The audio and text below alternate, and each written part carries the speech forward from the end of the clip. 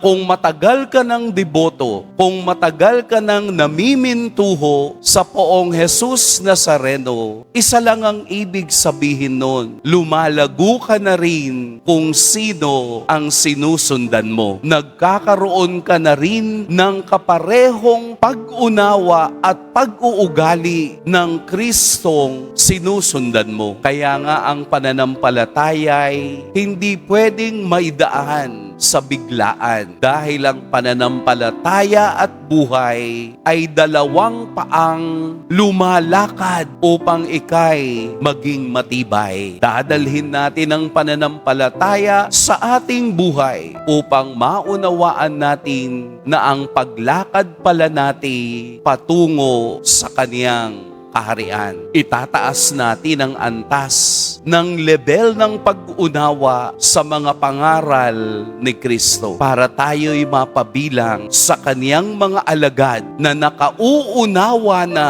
ng mga salitang nanggagaling sa Kaniya. Ito man ay mapatalinhaga o mapasimpleng salita, nakaka-relate na ako sa mga salita ni Kristo kung ikaw ay tunay na deboto. Amen. Pagpalain tayo ng poong may kapal.